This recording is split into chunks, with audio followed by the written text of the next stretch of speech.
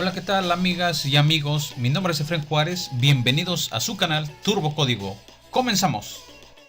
En este video vamos a tratar sobre los arreglos, pero antes de entrar de lleno al tema de los arreglos en Java, vamos a retomar un poco las variables primitivas. ¿Cuáles son las variables primitivas? Las variables que están declaradas con tipos de datos primitivos como los enteros, los float, los char, los booleanos, por ejemplo. Cuando tú tienes una variable, por ejemplo, como en este caso la variable x, pues te la puedes imaginar como una caja, en donde tú puedes meter algo como esta pelota que tenemos aquí. Esto que metes tú dentro de la caja es el valor que tú asignas o el dato que puedes meter. Cuando nosotros decimos x es igual a 20, es como si metieras este 20 en esta caja x. Pero las variables primitivas solo te permiten guardar un valor, como en este caso 20. ¿Qué pasa si yo quiero guardar otro valor, como este 7? Bueno, realmente que si tú, después de que asignaste el 20, guardas otro valor, x igual a 7, ¿qué pasó? Pues el 20 sale, el 20 ya no lo tienes, ahora tienes 7, porque las variables primitivas solo guardan un valor, el último que tú asignaste. Entonces, ahí es donde entran los arreglos. Los arreglos son variables también, pero te permiten guardar más de un valor. ¿Por qué? Porque es como una caja. Aquí puedes ver como esto que tenemos aquí, una caja, pero tiene divisiones. Entonces, como tiene divisiones, imagínate que es como una cajonera, en donde tú tienes varios cajones. Y tu primer cajón es el cajón 0, y el otro el 1, y el 2, y el 3, y el 4. ¿De cuántos cajones? Bueno, de los que tú quieras. Eso es un arreglo. Un arreglo es una variable que te va a permitir guardar más de un valor, múltiples valores, pero todos de un mismo tipo. Si tú dices que es entero, todos tienen que ser enteros. Si dices que es float, todos tienen que ser float, todos del mismo tipo, o todos string o todos booleanos, como quieras. Primero, ¿cómo se declara un arreglo? Hay dos formas, o pueden ser realmente tres, de declarar un arreglo. La primera es, tú lo declaras como una variable, como en este caso decimos a es de tipo entero, pero antes indicamos corchetes vacíos. Estos corchetes me están indicando que lo que estamos creando ahora va a ser un arreglo, pero un arreglo es un objeto y esto lo tienes que tener muy presente, porque comienzan creándose como referencias, porque tienen miembros como atributos y como métodos, pero empezamos creándolos. Cuando tú creas el objeto, lo que creas aquí nada más es la referencia, es decir, esto que tenemos acá. A es una referencia y como toda referencia apunta a algo, pero en este caso no tiene nada, no apunta a nada. Y cuando una referencia no apunta a nada, se dice que apunta a null, entonces está vacío, no tiene nada. Después, cuando tú dices A es igual a new, acuérdate, el operador new te crea un nuevo objeto. Aquí estás indicando que vas a crear un nuevo arreglo de 5 elementos. Aquí indicaste el tamaño. ¿Cuántos cajones? 5. Entonces tienes aquí 1, 2, 3, 4, 5. Ahora, para acceder a los elementos de estos cajones, tienes que utilizar un índice o una posición. Esas posiciones comienzan en 0, ojo, aquí, no en 1. Entonces, si tú dijiste que estás haciendo un arreglo de 5 elementos, las posiciones serían 0, 1, 2, 3, 4. No confundir las posiciones con los valores, lo que metes adentro de las cajitas. En este ejemplo, aquí tenemos un arreglo y ve que lo que hicimos en la diapositiva anterior en 2 líneas, aquí lo hicimos en una. Aquí mismo creamos la referencia y aquí mismo creamos el objeto. Esto es lo mismo que hacíamos cuando creábamos los objetos a partir de las clases. Podíamos crearlos a partir de 2 líneas, creando primero la referencia y luego el objeto, o podríamos hacerlo en una sola línea, en una sola instrucción, creando la referencia y el objeto. En esta línea nosotros creamos la referencia A y el objeto, que es lo que está aquí enfrente. Y ya le hemos indicado que tiene un tamaño de 5. Hay 5 cajones. 1, 2, 3, 4, 5. Pero comienzan a numerarse en 0. Entonces seríamos 0, 1, 2, 3, 4. Ahora, para acceder a cada uno de estos elementos, tenemos que utilizar entre corchetes esta posición o este índice. Es decir, si yo digo A en la posición 0 va a ser igual a 56, este 56 es el valor que yo voy a almacenar ahí, donde en la posición 0. en el primer cajón. Y acá digo A en la posición 3 es igual a 21. En la posición 3, que es esta, aquí estoy almacenando el valor de 21. Entonces, no confundir el valor con la posición. La posición es en qué caja voy a meter algo, qué cajita voy a usar, y el valor es lo que se mete dentro, el valor realmente. Vamos aquí a crear un arreglo. En este caso seguimos con enteros. Mi arreglo es X. Y este arreglo va a ser igual a new. Indicamos int de tamaño 3. Ahí está. Bueno, es muy importante que si tú dices aquí int, acá tiene que ser int. Si dices aquí float, acá tiene que ser float, dependiendo de lo que quieras almacenar. Aquí tengo un arreglo de 3 elementos. Entonces, yo puedo acceder con x en la posición 0 y decir x en la posición 0 es igual a 7, por ejemplo.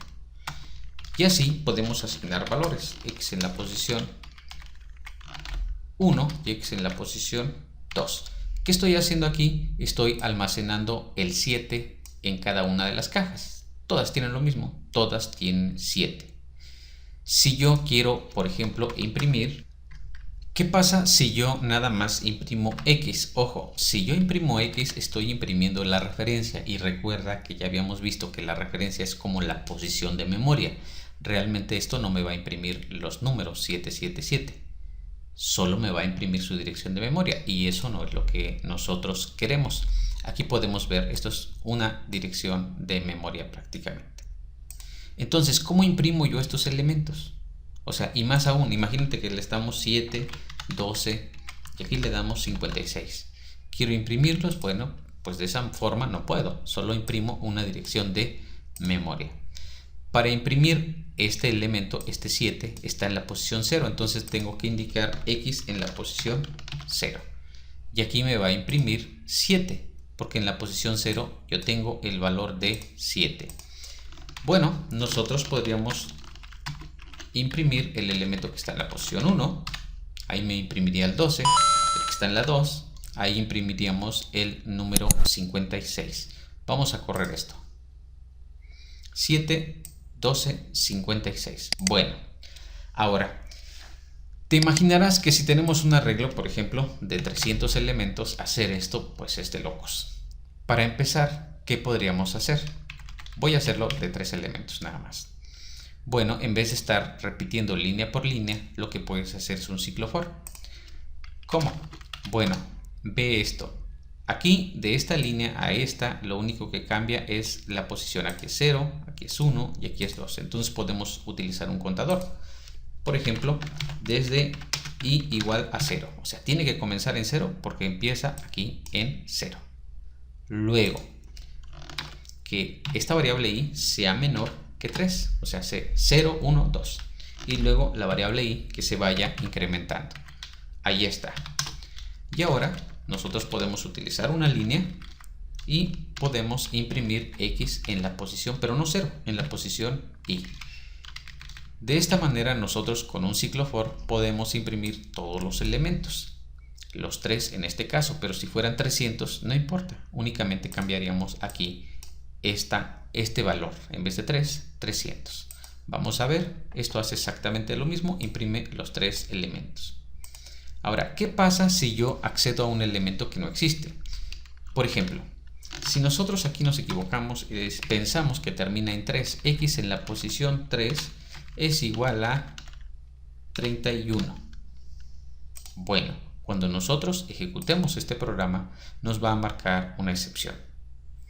Y la excepción que me está marcando es array index of bounds exception. O sea, que me salí de los límites, en pocas palabras, en el arreglo, en el índice del arreglo, porque no existe posición 3.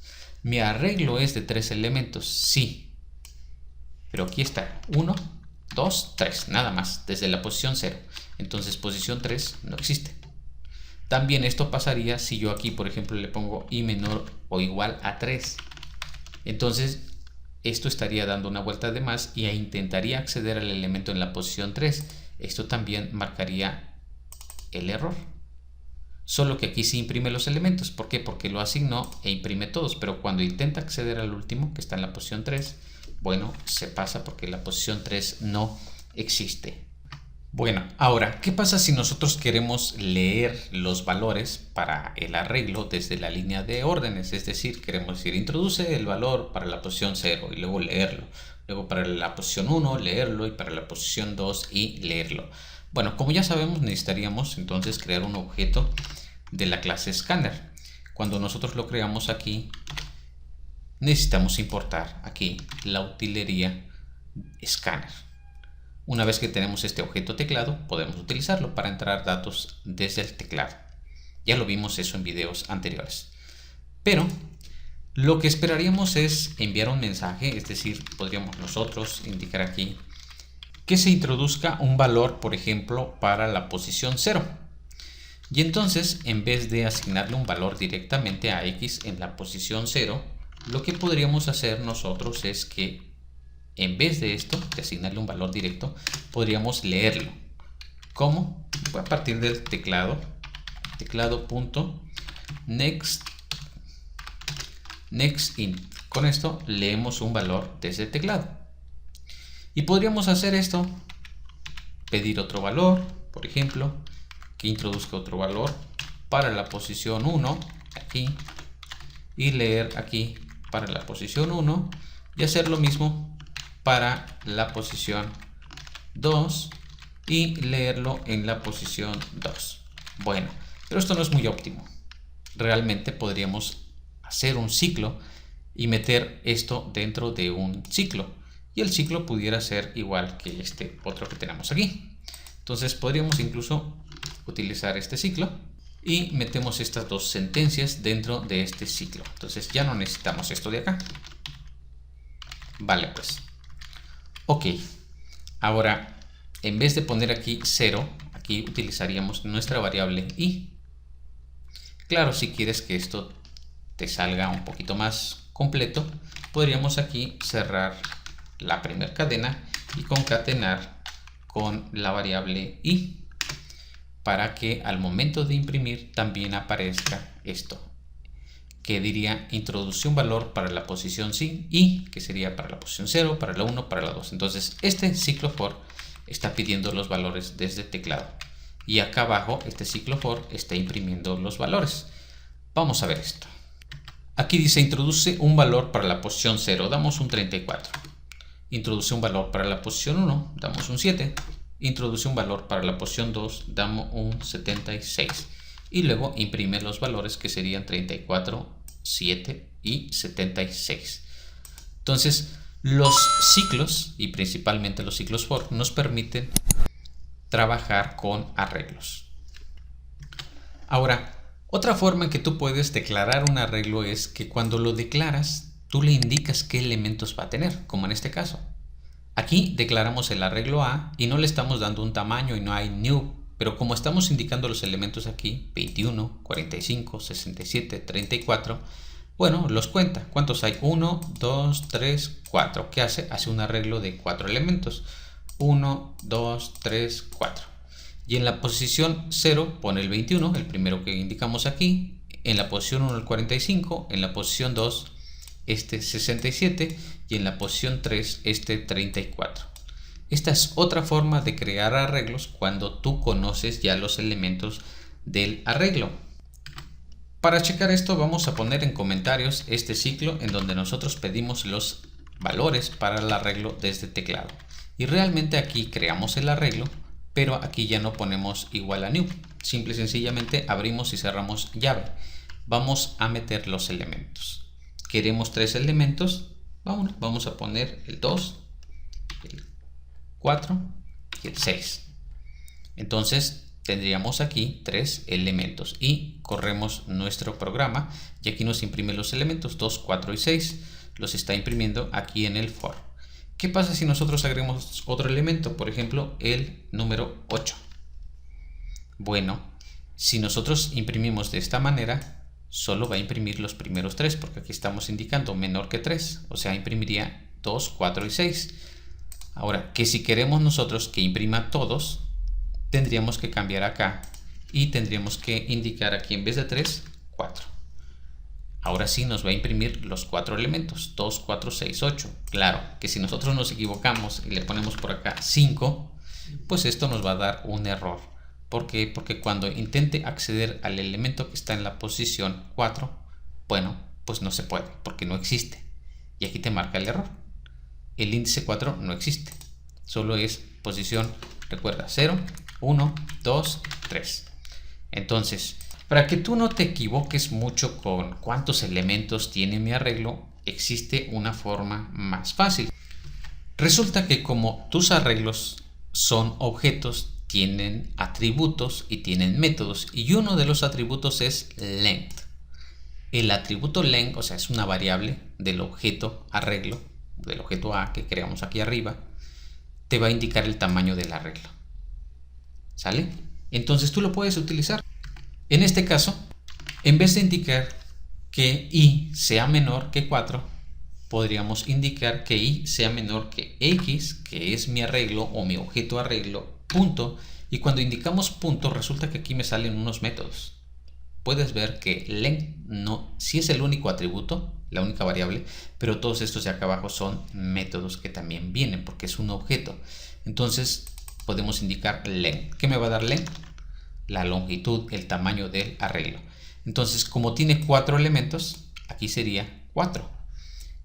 Corremos esto y me va a imprimir los 4 elementos. Ahora, ¿qué pasa si nosotros le agregamos otro? 5, 6, 7, 8, 9 elementos. Tenemos 9 elementos ahí. Si nosotros corremos esto, no tengo que cambiar aquí el tamaño, porque la variable length me da el tamaño de este arreglo. Entonces ahí están todos y cada uno de los elementos de mi arreglo. Ahora, ¿qué pasa cuando tenemos más de un arreglo y los igualamos? O sea, hacemos A es igual a B o algo así. Bueno, mira, aquí te lo explico. Aquí tenemos el mismo arreglo A que estábamos trabajando en la diapositiva anterior. Aquí está A, tiene 1, 2, 3, 4 elementos. Aquí están 1, 2, 3, 4. Posición 0, 1, 2, 3. Ahí está. Luego creamos B. Ya sabemos que si nosotros lo creamos así nada más, lo único que creamos es una referencia que está apuntando a null. O sea, no apunta a nada. No tiene nada, no hay objeto. ¿Qué pasa si ahora nosotros decimos B es igual a A?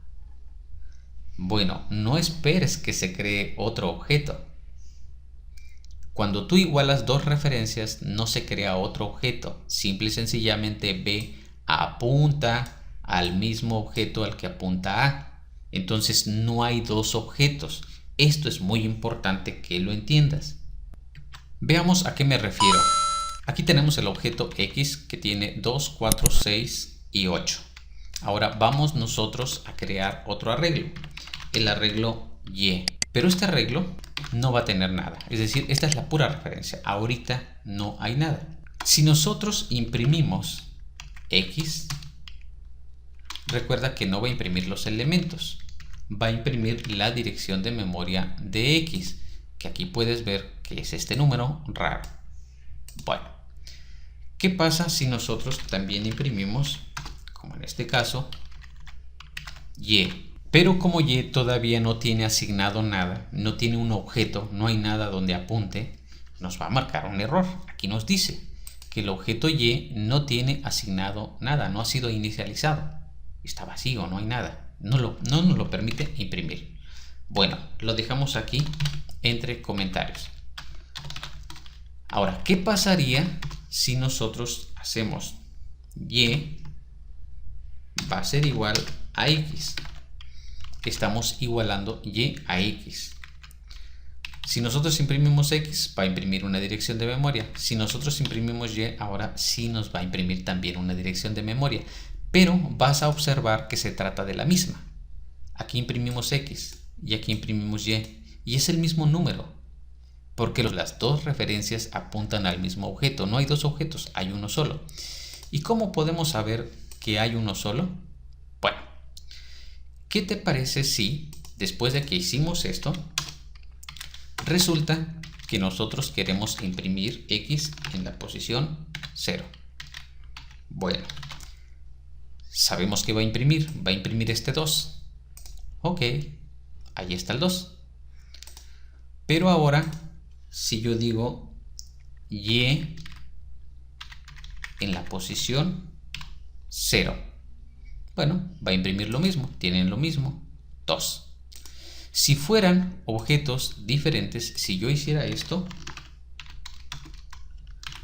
si yo imprimo el objeto desde X en la posición 0 y Y en la posición 0, pero fueran distintos, aquí antes, allí, en la posición 0, le voy a asignar el número 33. Si yo imprimo X en la posición 0, ¿qué va a imprimir? ¿Imprimirá 2? ¿O imprimirá 33? Pues va a imprimir 33. Porque al modificar a Y en la posición 0, modifico a X en la posición 0, porque no hay dos objetos, hay uno solo. Entonces estas dos líneas imprimen 33. Veamos. Ahí está, 33 dos veces. Porque no hay dos objetos, hay uno solo. ¿Y qué pasó? Bueno, que desde B yo le puse 33 aquí. Cuando lo imprimo desde B me imprime 33 y cuando lo imprimo desde A me imprime 33 porque no hay dos objetos, hay un solo objeto apuntado por dos referencias, A y B, o en el caso que estábamos viendo, X y Y. Si tú quisieras tener dos objetos, no utilizas el operador igual, utilizas un método, el método clon. El método clon lo que va a hacer es que te va a crear un nuevo arreglo del mismo tamaño y que va a copiar los elementos uno por uno, elemento por elemento. Aquí es lo mismo, tenemos a A, aquí está. Creamos la referencia B y luego decimos B es igual a A.clon, va a clonar a A. Entonces, como A tiene 1, 2, 3, 4 elementos, te crea un arreglo con 1, 2, 3, 4. Luego copia el 21 para acá, el 45 para acá, el 67 para acá y el 34 para acá. Copia los elementos uno a uno. Y como se trata de dos objetos diferentes, apuntan a dos direcciones de memoria diferentes, cuando tú imprimas esto, A y B te van a imprimir direcciones distintas. Volvemos al mismo ejemplo, pero ahora en lugar de utilizar igual, nada más, X va a ser, o más bien Y va a ser igual a X.clon. Estamos clonando. ¿Qué va a pasar en este caso? Que va a haber dos arreglos. Entonces, si yo modifico el arreglo Y y le pongo 33, aquí me va a imprimir 33. Pero el arreglo X es otro. Este sigue teniendo 2. Veamos esto. Aquí vemos X sigue teniendo 2 y Y tiene 33. ¿Cuál es la diferencia entre hacer Y es igual a X? Que aquí no se clonan, es el mismo objeto. Entonces los dos tienen 33. Si yo lo clono, se crea otro objeto que es una copia, pero se trata ahora de dos objetos. Incluso tú podrías imprimir nada más X e imprimir nada más Y para que veas que ahora son dos direcciones de memoria distintas. Aquí podemos imprimirlo y verás que esta es una dirección de memoria de X y esta es la dirección de memoria de Y, son distintas. Si lo hubiésemos hecho nada más Y es igual a X y lo corremos, se trata de la misma dirección de memoria porque es el mismo objeto. Finalmente quiero comentarte que cuando trabajamos con arreglos es común que utilicemos el objeto random. El objeto random te permite crear números aleatorios y tú puedes meter estos números aleatorios a tus arreglos para que no estés metiendo todos los elementos.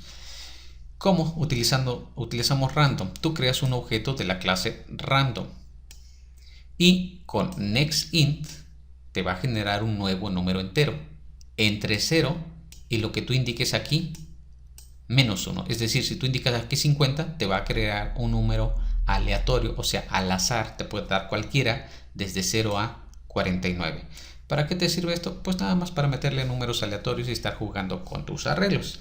Porque a veces quieres crear métodos para ordenar y en vez de meterle 100.000 elementos manualmente, mejor haces una función o haces un for que le meta valores aleatorios y luego los ordenas para ver si tu método de ordenamiento, por ejemplo, es correcto.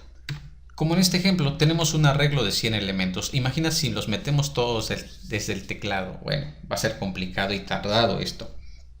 Más tardado que complicado. Nosotros lo que vamos a hacer es que vamos a meterle 100 valores, pero aleatorios. Entonces, en vez de tomar los valores de este teclado, los vamos a tomar desde un objeto random. Entonces, creamos el objeto random.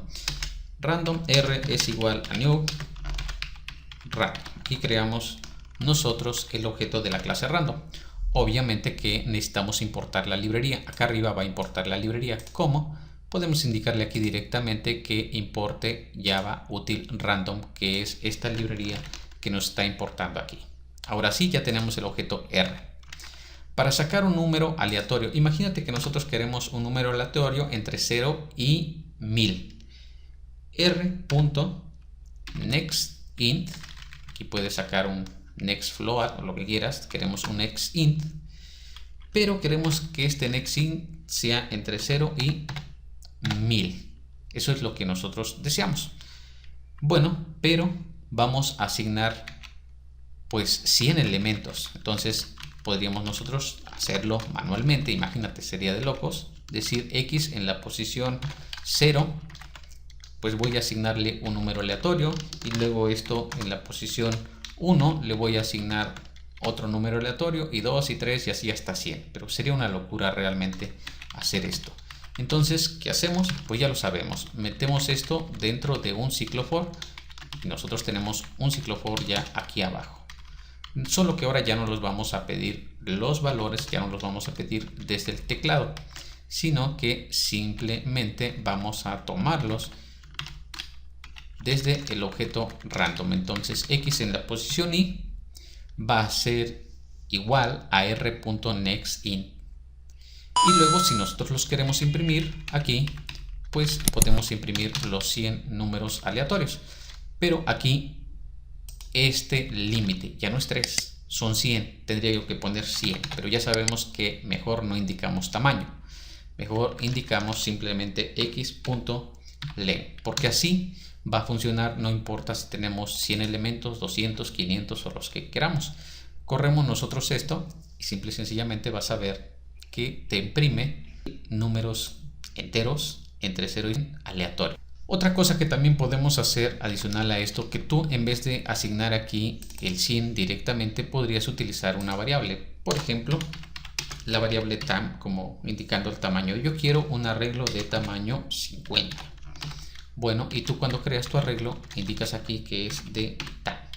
Cuando cambias la variable tam, pues vas a tener otro tamaño.